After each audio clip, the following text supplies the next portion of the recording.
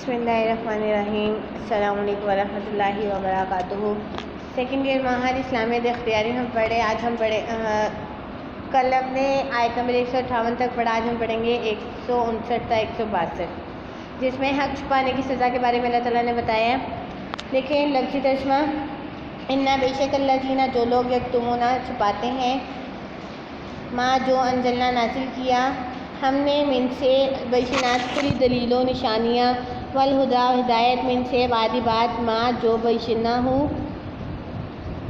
بیان کیا ہم نے اس کو للناس لوگوں کے لیے، فی میں الکتاب کتاب، اولئک یہی لوگ ہیں یلعنہم اللہ لعنت کرتا ہے ان پر اللہ، و یلعنہم اللائنون اور لعنت کرتے ہیں ان پر لعنت کرنے والے۔ جو لوگ ہمارے حکم و ہدایتوں کو جو ہم نے نازل کیا ہے چھپاتے ہیں، باوجود اس کے کہ ہم نے ان کو لوگوں کے لیے اپنی کتاب میں کھول کھول کر بیان کر دیا، ایسے لوگوں پر خدا اور تمام لعنت کرنے والے لعنت کرتے ہیں۔ الا مگر الذین جو لوگ ان لوگوں کے جنہوں نے تاب و توبہ کی، واصلحوا اور اصلاح کی، وبینوا اور بیان کیا، فاولئک بس یہ لوگ ہیں، اتوب میں توبہ قبول کروں گا علیہم ان کی، وانا اور میں تواب توبہ قبول کرنے والا رحیم مہربان ہے۔ ہاں جو توبہ کرتے ہیں اور اپنی حالت درست کر لیتے ہیں اور احکام الہی کو صاف صاف بیان کر دیتے ہیں تو میں ان کے قصور معاف کر دیتا ہوں اور میں بڑا معاف کرنے والا رحم کرنے والا ہوں۔ انا بے شک اللہ جنا جو لوگ کفروا کافر ہوئے، وماتوا اور مر گئے، وہم اور وہ کفار کافر، اولئک یہ وہ لوگ ہیں، علیہم ان پر لعنت لعنت ہے، اللہ کی، والملائکۃ اور فرشتوں کی، والناس لوگوں کی، اجمعین سب کی۔ جو لوگ کافر ہوئے اور کافر ہی مرے ان پر خدا کی اور فرشتوں کی اور سب لوگوں کی لعنت ہے، خالدین ہمیشہ رہیں گے، فیہا اس میں، لا یخفف نہ ہلکا کیا جائے گا عنہم ان سے، عذاب ولا اور نہ ہم ان کو ینظرون مہلت دی جائے گی۔ ان پر خدا کی اور فرشتوں کی اور سب لوگوں کی لعنت ہے، وہ ہمیشہ اسی لعنت میں گرفتار رہیں گے، ان سے نہ تو عذاب ہلکا کیا جائے گا اور نہ ہی انہیں کچھ مہلت ملے گی۔ دیکھیں کہ آیت نمبر 159 میں حق چھپانے کی سزا کے بارے میں بتایا جا رہا ہے کہ کیونکہ ان کا جرم جو ہے وہ بہت سنگین ہے، یعنی اللہ کی جانب سے نازل کردہ کھلی نشانیاں ہدایت آنے کے بعد بھی جو لوگ حق قبول نہیں کرتے وہ دو جرم کرتے ہیں، ایک حق کا قبول نہ کرنا، دوسری دعوت حق دوسروں کو نہ دینا۔ یہی امت مسلمہ کے فرائض میں ہے جن سے انحراف کی سزا اللہ نے لعنت کی صورت میں دی ہے، جو من جانب خداوندی سب سے بڑی سزا ہے، یعنی کہ اللہ کی سب سے بڑی سزا یہ ہے۔ یہود کے علماء تو اس برائی میں مبتلا تھے، انہوں نے تورات میں اپنی دنیاوی فائدے کی خاطر تحریف کی اور اللہ کے حکام کو بدل ڈالا، جبکہ آج مسلمان بھی اللہ کے واضح اور روشن کی طرح آیا اور احکام و ہدایت کے باوجود اسلام سے منہ موڑ چکے ہیں اور اس کی سزا پا رہے ہیں۔ صاحب روح المانی لکھتی ہیں، الاقرب انہا نزلت فی الیہود والحکم عام، اقرب یہ ہے کہ بے شک یہ یہود کے بارے میں نازل ہوئی اور حکم عام ہے۔ بشینات سے مراد رسالت محمدی صلی اللہ علیہ وسلم کے دلائل اور شواہد ہیں، الہدا سے مراد احکام شریعت ہے۔ آیت نمبر 160 میں راہ نجات کے بارے میں بتایا جا رہا ہے کہ اب ان لوگوں کو سزا اور لانے سے بچنے کا طریقہ کار بتایا گیا ہے، کیونکہ اللہ اپنی مخلوق کو مجبوراً سزا دیتا ہے، اس لیے نجات کا راستہ واضح کیا گیا ہے کہ جو لوگ توبہ کریں گے اور اس کے بعد اپنی غلطیوں کی اصلاح کر لیں گے تو اللہ تعالیٰ انہیں معاف کر دے گا۔ اس کے ساتھ یہ بھی شرط ہے کہ وہ احکام خداوندی لوگوں کے سامنے بیان کریں، کیونکہ راہ نجات توبہ، اصلاح اور دعوت اسلام سے مشروط ہے، پھر اللہ ان کے رجوع الی الحق کو قبول کر لے گا، کیونکہ وہ توبہ قبول کرنے والا اور رحم کی صفت سے متصف ہے، یعنی کہ اللہ تعالیٰ کی سب سے غالب صفت یہ ہے۔ مولانا عبد المجید دریا بادی لکھتے ہیں، یعنی تائبین نہ صرف لعنت کی زد سے باہر ہو جاتے ہیں بلکہ رحمت و مغفرت کے ماتحت بھی آ جاتے ہیں، البتہ جو لوگ اپنی انہی بدکاریوں پر اصرار رکھتے ہیں اور ان پر سزا بھی قائم رہتی ہے۔ اس زمن میں یہ بات ذہن میں رہنی چاہیے کہ توبہ صرف ان لوگوں کی قبول ہوتی ہے جو توبہ کرنے کے بعد گناہ سے دستے کش ہو جاتے ہیں، لیکن جو لوگ توبہ کرنے کے باوجود گناہوں میں ملوث رہتے ہیں ان کی توبہ قبول نہیں ہوتی۔ اس طرح ان لوگوں کی توبہ بھی قبول نہیں ہوتی جو ساری زندگی تو گناہوں میں ملوث رہے، لیکن جب موت کا فرشتہ آیا تو اس وقت توبہ کرنے لگے۔ کفر کی پہلی سزا، پچھلی آیت میں توبہ کرنے والوں کا ذکر ہے، یہاں دوسرے طرز عمل کے حامل لوگوں کا بیان ہے۔ یعنی رجوع کے برعکس جو لوگ گناہ پر اڑ جاتے ہیں اور احکام الہی کو ماننے سے انکار کر دیتے ہیں، حتیٰ کہ اس پر جان دے دیتے ہیں، انہوں نے ایمان کی ضد کفر کو اختیار کیا، اس لیے ان کے جرم کی سنگینی کی وجہ سے ان پر ہر طرح سے لعنت و پھٹکار کی جاتی ہے۔ ان پر اللہ، فرشتے اور انسان مشترکہ لعنت کرتے ہیں۔ اس لعنت کے بعد ان کی نجات کا کوئی راستہ باقی نہیں رہتا۔ مولانا امین حسن اصلاحی صاحب نے لعنت کی وجہ بیان کرتے ہوئے لکھا ہے، مراد وہ لوگ ہیں جو اپنی ضد پر اڑے رہ گئے اور توبہ، اصلاح، اظہار و اعلان حق سے مرحوم ہی دنیا سے اٹھ گئے۔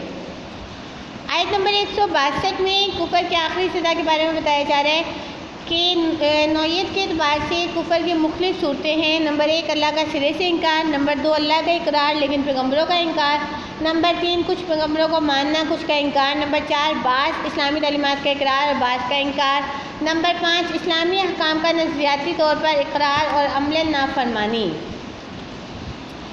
جو ان میں سے کسی ایک میں مبتلا ہوگا وہ ہمیشہ دوزخ کا مہمان رہے گا، حتیٰ کہ اس کے عذاب میں تخفیف بھی نہ ہوگی، یعنی کہ عذاب بھی ہلکا نہ کیا جائے گا اور نہ عذاب سے مہلت اور چھوٹ دی جائے گی، یہی ان کے جرم کی سزا ہے۔ ممتاز مفسر قرطبی رحمۃ اللہ علیہ لکھتے ہیں، وقیل فی خلودہم فی اللعنۃ انہا مؤبدۃ علیہم، اور کہا گیا کہ وہ ہمیشہ لعنت میں رہیں گے اور اس کا وقت مقرر نہیں ہے۔ آگے آیت نمبر 163 سے 167 میں جو ہے توحید و شرک کے بارے میں بیان کیا جا رہا ہے۔ لفظی ترجمہ دیکھیں، وَإِلَٰهُكُمْ، اور معبود تمہارا الہ واحد، الہ خدا واحد ایک، لا نہیں الہ کوئی معبود، الا مگر ہوا وہ، الرحمن نہایت مہربان، الرحیم بڑا رحم کرنے والا ہے۔ تمہارا معبود ایک ہی معبود ہے، اس کے سوا کوئی عبادت کے لائق نہیں ہے، وہ بڑا مہربان نہایت رحم کرنے والا ہے۔ انا بے شک فی میں خلقی پیدا کرنے، السماوات آسمانوں، والارض اور زمین کے، واختلافی اور آنے جانے میں، اللیل رات، والنہاری اور دن کے، والفلکی اور کشتی، التی جو تجری چلتی ہے، فی میں البحر سمندر، بما اس چیز کے ساتھ جو ینفع نفع پہنچاتی ہے، الناسی لوگوں، وما اور جو انزل اتارا اللہ نے من السماء آسمان۔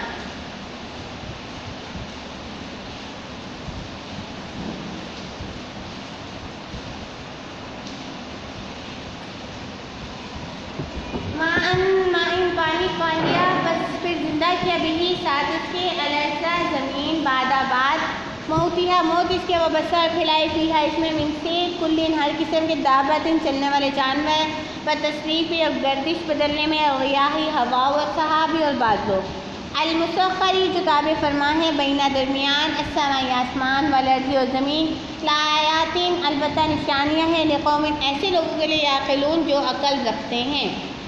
بے شک آسمانوں اور زمین کے پیدا کرنے میں اور رات اور دن کے ایک دوسرے کے پیچھے آنے جانے میں، اور کشتی اور جہازوں میں جو دریا میں لوگوں کے فائدے کی چیزیں لے کر چل رہی ہیں، اور مینا میں جس کو خدا یعنی کہ بارش جس کو خدا نے آسمان سے برساتا اور اس سے زمین کو مرنے کے بعد زندہ کر دیتا ہے، اور زمین پر ہر قسم کے جانور پھیلانے میں اور ہواؤں کے چلانے میں، اور بادلوں میں جو آسمان اور زمینوں کے درمیان گھرے رہتے ہیں، عقل مندوں کے لیے نشانیاں ہیں ان سب میں۔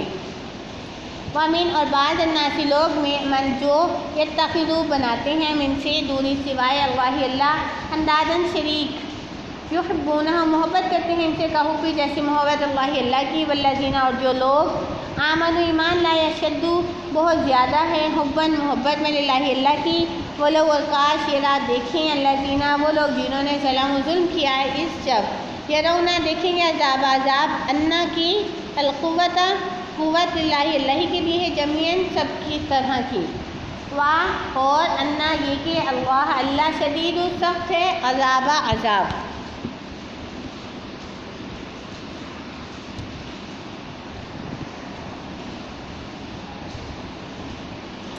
بعض لوگ ایسے ہیں جو غیر خدا کو شریک خدا بناتے ہیں اور ان سے خدا کی سی محبت کرتے ہیں، لیکن جو لوگ ایمان والے ہیں وہ تو خدا ہی کے سب سے زیادہ دوست ہیں، اور ایک آج ظالم لوگ اس بات کو جان لیتے جو اللہ کے عذاب کو دیکھ کر جان لیں گے کہ ہر طرح کی طاقت خدا ہی کو ہے، اور یہ کہ خدا سخت عذاب دینے والا ہے۔ اس وقت تبغا بیزار ہوں گے الذین وہ لوگ جن کی پیروی کی گئی، من سے الذین ان لوگوں جنہوں نے تبعو پیروی کی، اور رآہو دیکھیں گے عذاب، وتقطعت ٹوٹ جائیں گے بہم ان سے اسباب تعلقات، اس دن کفر کے پیشوا اپنے جو ان کے پیروی کرنے والے ہیں ان سے بیزاری ظاہر کریں گے اور دونوں عذاب الہی دیکھ لیں گے اور ان کے آپس کے تعلقات ٹوٹ جائیں گے۔ وقالا اور کہیں گے اللہ جنہوں نے تباہ و پیروی کی تھی، لوے کاش انا کے لنا ہمیں کرتن پھر جانا ہو دنیا میں، فتبرا تو ہم بھی بیزار ہوں منہم ان سے، کما جس طرح تبرؤ وہ بیزار ہوئے منا ہم سے، کذالک اس طرح یریہم اللہ دکھائے گا ان کو اللہ اعمال ان کے حسرات حسرتیں علیہم ان کے لیے، وما اور نہیں ہم وہ بخارجنا نکلنے والے من سے النار آگ۔ یہ حال دیکھ کے پیروی کرنے والے کہیں گے کاش پھر ہمیں دنیا میں جانا نصیب ہوتا کہ جس طرح یہ ہم سے بیزار ہو رہے ہیں اسی طرح ہم بھی ان سے بیزار ہوں، اس طرح خدا ان کے اعمال انہیں حسرت بنا کر دکھائے گا اور وہ دوزخ سے نہیں نکل سکیں گے۔ دیکھیں جی آیت نمبر 163 میں توحید کے بارے میں ذکر ہے۔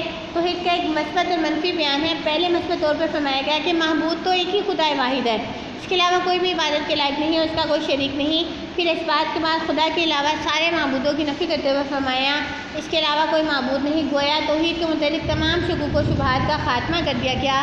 پھر فرمایا وہ معبود واحد مخلوق سے لا تعلق نہیں بلکہ انسانوں پر اپنی رحمت میں پرجوش ہے اور اس کے رحم میں ہمیشگی پائی جاتی ہے۔ آیت کے آخر میں صفت رحمانیت کے بارے میں مولانا عبدالماجد دریا آبادی لکھتے ہیں، یعنی مظہر کامل رحمانیت کا بھی اور رحیمیت کا بھی، دونوں صفتیں اسی پر ختم ہیں، کوئی اس کا شریک نہیں اس صفت میں اور نہ ہی اس صفت میں۔ یہ آیت قرآن مجید کی عظیم ترین آیتوں میں سے ہے کیونکہ اس کے پہلے حصے میں توحید کا ثبوت ہے، دوسرے حصے میں جو ہے وہ شرک کا ابطال ہے، تیسرے میں دونوں کی دلیل ہے کہ جب اللہ تعالیٰ ہی کی وسیع رحمت پر ہمارے وجود اور ہمارے نشو و نما کا دار و مدار ہے تو اس کے علاوہ کسی اور کو الہ معبود کیوں بنایا جائے۔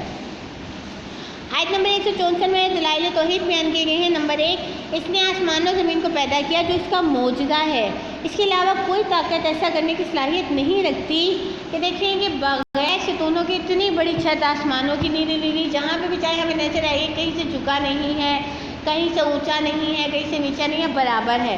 اسی طریقے سے زمین ہے، زمین اللہ تعالیٰ نے زمین بنائی، زمین جب ہلتی تھی، جب اللہ تعالیٰ نے زمین بنائی پانی بھی زمین سے تو زمین ہلتی تھی، یہ اللہ تعالیٰ کی کامل قدرت ہے کہ اللہ تعالیٰ نے اس پہ پہاڑ اگائے، ورنہ کوئی انسان یہ سوچ نہیں سکتا میں اس کو کس طریقے سے ٹھہراؤں۔ یہ اللہ تعالیٰ کی قدرت ہے کہ اللہ تعالیٰ نے اپنی کامل قدرت سے اس کو ٹھہرایا۔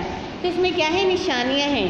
دن اور رات کے اختلاف پر ہی انسانی زندگی کا انحصار ہے، دن کام کرنے کے لیے بنایا گیا، رات کو سکون کا باعث بنایا گیا۔ اگر یہ اختلاف نہ ہوتا تو انسانیت دم توڑ جاتی۔